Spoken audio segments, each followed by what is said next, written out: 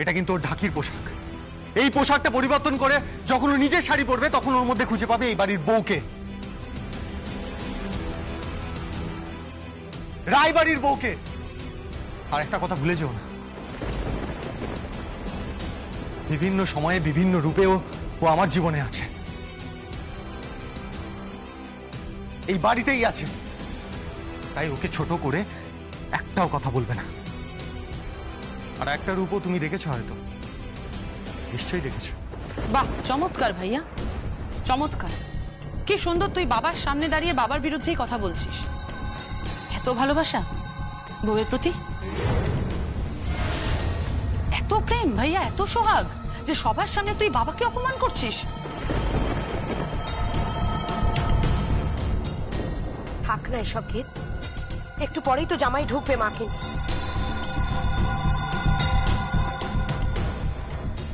ও বাড়িতে যথেষ্ট scene create হয়ে গেছে, যথেষ্ট অপমানিত হয়েছি ওখানে।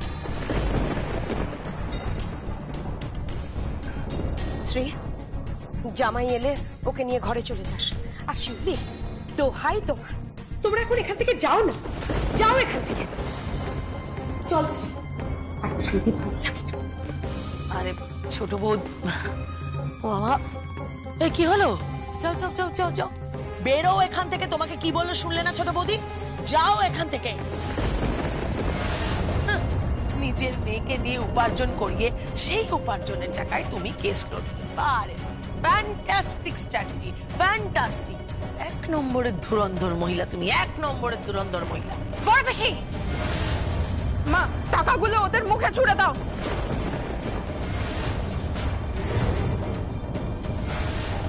না, টাকা কেন ছুড়ে দেবো আমি? টাকা কেন ছুড়ে দেবো? আমি তো সেদিনের দৃশ্যটা ভুলিনি, ভুলিনি আমি। ওই বুলডোজারটা তোর দিকে এগিয়ে আসছিল, তুই দৌড়ে দৌড়ে গিয়ে বলছিলি আমাদের বাড়ি ঘরদোর ভেঙো না, ভেঙো না আমাদের বাড়ি ঘরদোর। শুনিনি তো, শুনিনি তো, বুলডোজারটা তোর মধ্যে চালিয়ে দিয়েছিল। তুই তো মরে যেতে পারতি, তুই তো মরে যেতে পারতি। কর্তা বাবু, আমি কিন্তু এ বাড়ির কাউকে ছাড়বো না। আমি আপনার মেয়েকে আদালতে আনবই।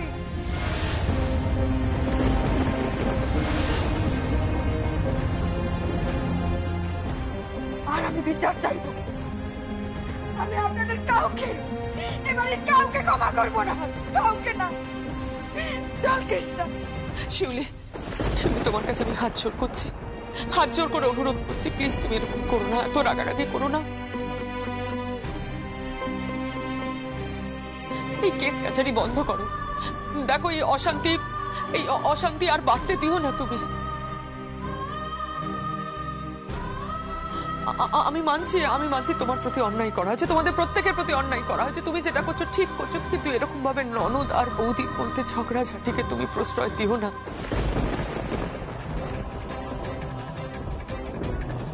এটা বাড়তে দিও না, এটা খুব খারাপ জায়গায় যাবে।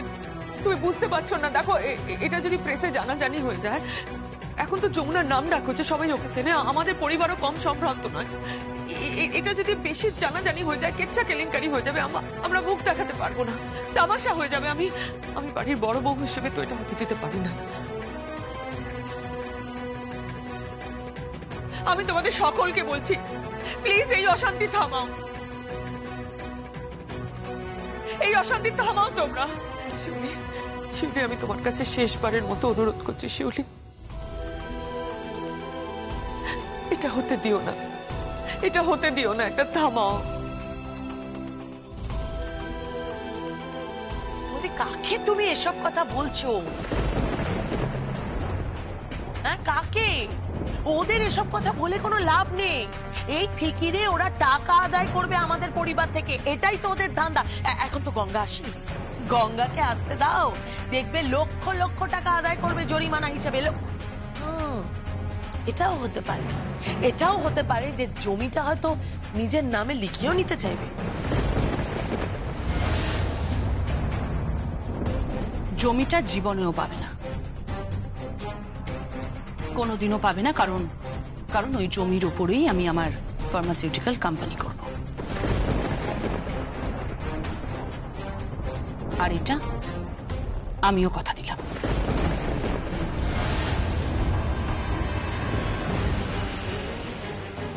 চলে আয় কৃষ্ণা।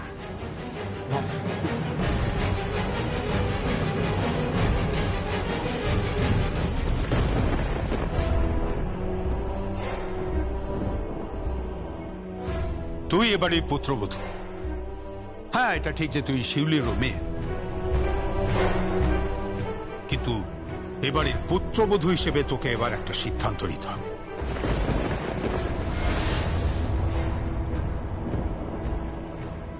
পুত্রবধূ হিসেবে তোকে সিদ্ধান্ত নিতে হবে যে তুই গীতের বিরুদ্ধে কোনো মামলা করবি না, কোনো মামলা করবি না, কোনো মামলা করবি না। হ্যাঁ, যা সাক্ষী দিবি সব গীতের ফরে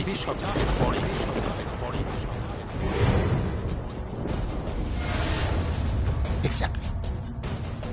আর আদালতে গিয়ে তুই গীতের পাশে বসে থাকবি, মনে থাকবে? সবসময় মনে রাখবি যে তুই এবারই পুত্রবধূ, মানে রায় পরিবারের পুত্রবধূ। আর তোর শ্বশুরমশাই হিসেবে এটাই আমার একমাত্র নির্দেশ,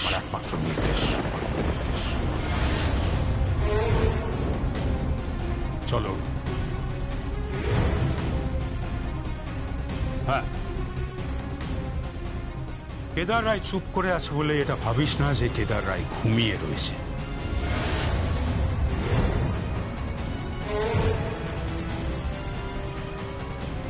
একবার যদি ঘুম ভাঙে তাহলে কিন্তু তাণ্ডব হয়ে যাবে, তাণ্ডব হয়ে যাবে, তাণ্ডব হয়ে যাবে।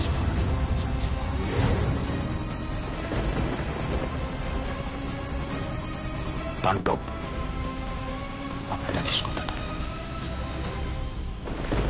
দাঁড়ান দাদা,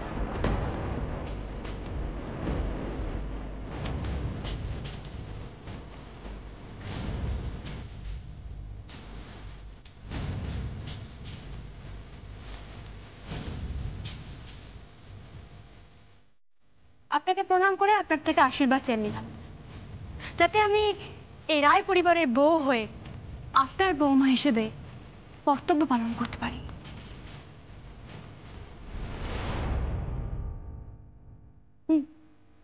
তবে একটা কথা মাথায় রাখবেন না, আমি কিন্তু আমার মায়ের মেয়ে হিসাবেও কর্তব্য পালন করব।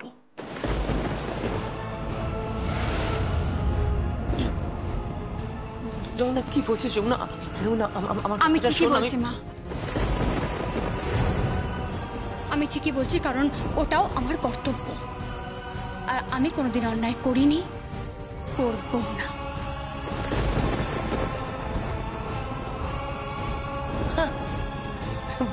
বড় বৌদি, দেখো দেখো, দুধ কলা দিয়ে কিরকম কালসাপ পুষেছো, এবার বোঝো তুমি।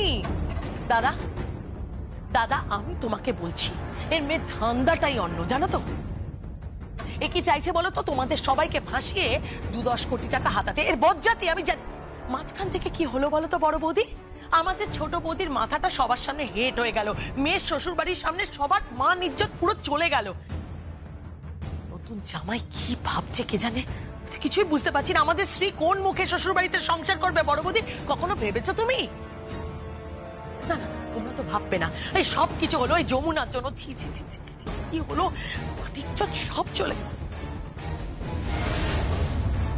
অবশ্য যমুনা যে পরিবারের মেয়ে, ও যে পরিবার থেকে বিলং করে, এর থেকে বেশি আর কি বা আশা করা যেতে পারে যমুনার থেকে, তোমার আদরের বৌমার থেকে?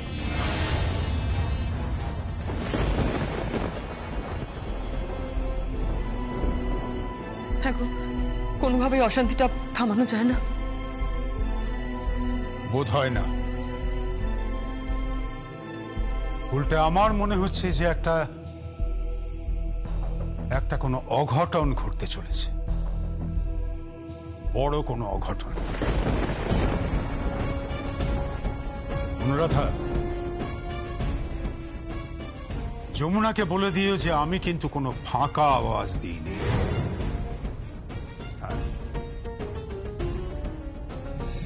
আর কেউ না জানো, তুমি অন্তত জানো যে আমার মেয়ের জন্য আমি যত দূর সম্ভব তত দূর যাব। কারণ ঈদ যে আমার নয়নের মণি।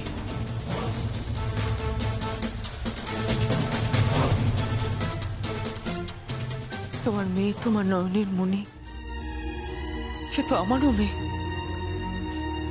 কিন্তু আমার ছেলের বউ তারাও যে আমার নয়নের মণি গো।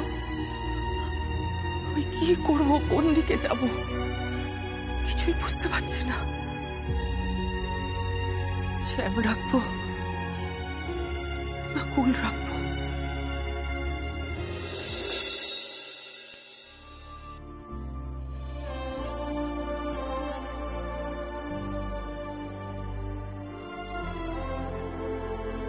ছোট কথা বাবু, আপনি জামাটা পাল্টে নিন, আমি আপনার খাবারের ব্যবস্থা করছি। যমুনা, মন খারাপ করো না, সব ঠিক হয়ে যাবে। কিচ্ছু ঠিক হবে না, আর কোনো কিছু ঠিক হওয়ার কোনো সম্ভাবনাও নেই। এই মেয়েটা যে উদ্দেশ্যে এই বাড়ি ঢুকেছিল, সেই উদ্দেশ্যের জন্য আজকে আমাদের বাড়ির সুখ শান্তি সব সব সব নষ্ট হয়ে গেছে। সবার হাড় মাস একবারে জ্বালিয়ে খেলো মেয়েটা। এত বড় সাহস! হ্যাঁ, ও নিজের ননদের নামে কেস করেছে, আর সেই কেস চালানোর জন্য টাকা পর্যন্ত দিচ্ছে। অসাধারণ, চমৎকার! একেই বোধহয় বলে বাড়ির আদর্শ বউ।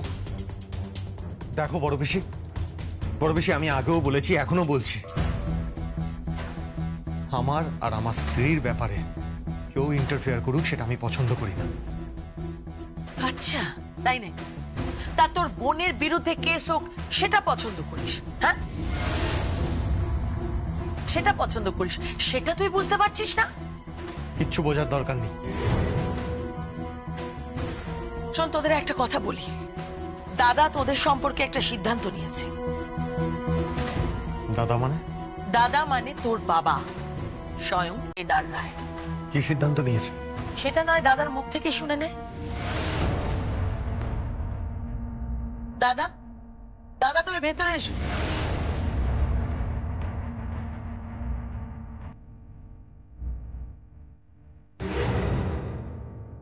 বাবা, তুমি কিছু বলবে?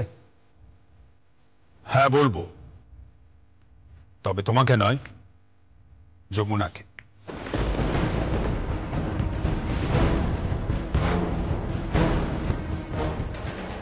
এ বাড়ির বউ হওয়া সত্ত্বেও তুমি অনায়াসে যখন ঢাকির পোশাকটা পরেই নিয়েছো,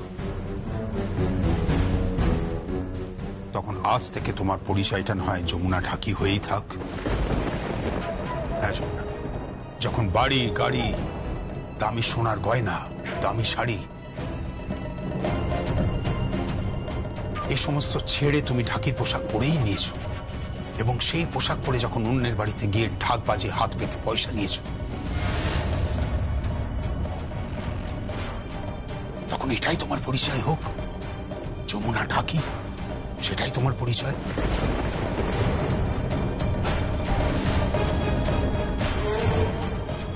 তাই আজ থেকে এই পরিবারের হাত তোমার উঠে গেল যমুনা।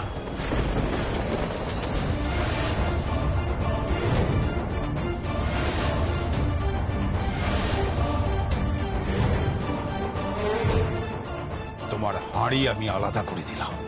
বাবা,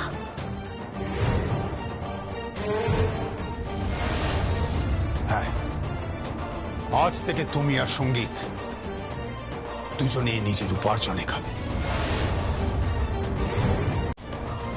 এ বাড়ি থেকে আর একটা কোনাও তোমাদের জন্য থাকবে না।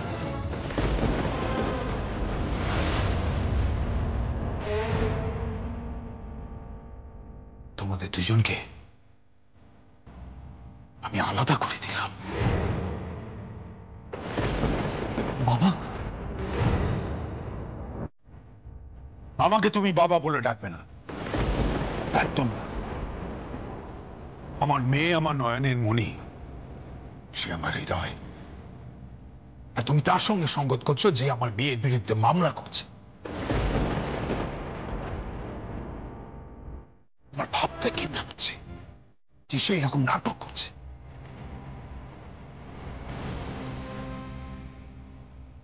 সঙ্গে আজ তোমার মা যদি এর মাঝখানে না থাকতো,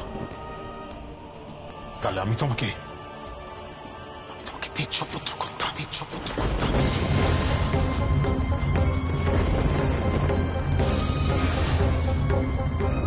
বাবা আপনি আমার জন্য তুমি চুপ করো, একদম চুপ করো। আজ থেকে তুমি আর এই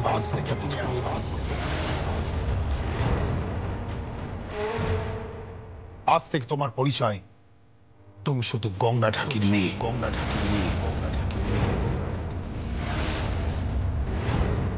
Just a petty musician.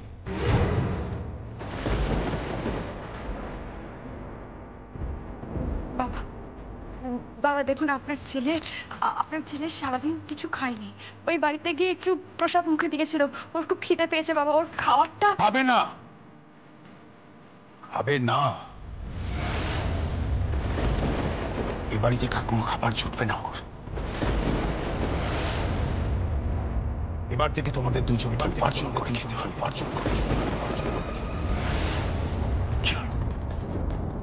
ভয় পেয়ে গেলে নাকি? থেমে গেল তোমার ঢাকের কাঠি? পারবে না উপার্জন করতে? নাকি তোমার দম ফুরিয়ে গেল?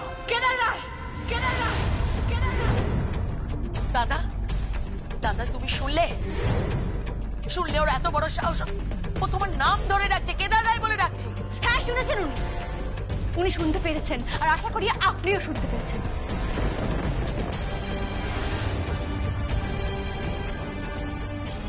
যখন কোনো সম্পর্ক রইলই না, কেদার রায় যখন আপনি সব সম্পর্ক ছিন্ন করেই দিলেন, তখন আমিও আপনাকে একটা কথা বলে রাখি,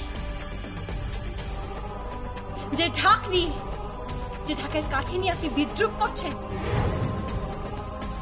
একদিন সারা পৃথিবী সেই ঢাকের বাদ্যি শুনবে।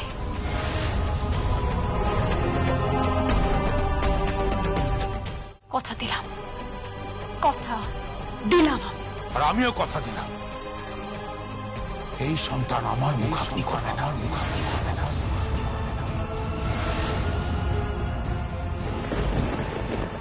এমনকি তুমি এনো, আমার মেয়ে যদি কিছু হয় যমুনা, তাহলে কিন্তু ঢাক শুদ্ধ আমি তোমাকে বিসর্জন দিয়ে দেব। আমার থেকে কেউ একবার ছুঁয়ে দেখুক কেউ একবার, তার যে আমি কি অবস্থা করি। সঙ্গীত,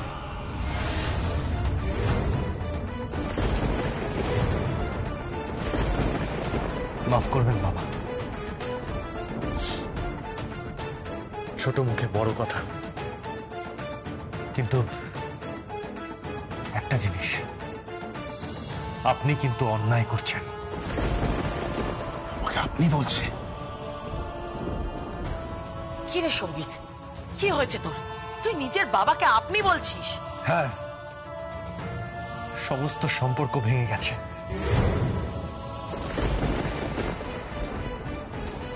উনি তো নিজের মুখেই বললেন যে আমি নাকি আমার বাবার মুখাগ্নি করতে পারবো না।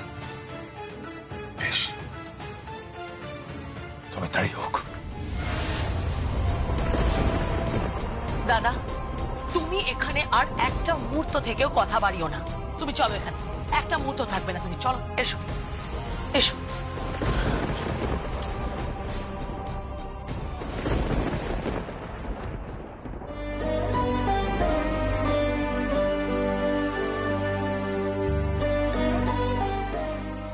কাঁদছেন কেন আপনি?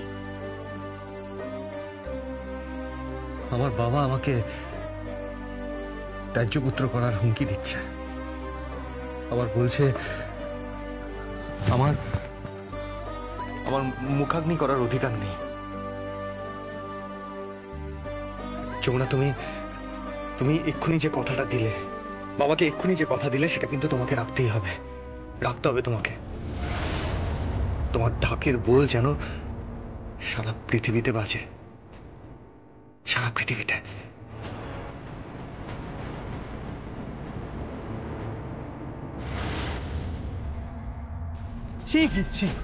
তুমি তোমার পরিবারের সঙ্গে ভাইয়া সত্যি সম্পর্কটা এইভাবে নষ্ট করে দিলে। আর তোমার বাবা ওদের সঙ্গে এরকম ব্যবহার আর করলো? কি ব্যবহার করতো? আর কি ব্যবহার করা যায় তুমি প্লিজ আমাকে বলো, আর কি ব্যবহার করা যায়? ও তো কিছু কম করছে না আমাদের সঙ্গে। ও তো আমার বিরুদ্ধে এই কেসটার জন্য ওর মায়ের কাছে টাকা জোগান দিচ্ছে। তুমি কিছু জানো না?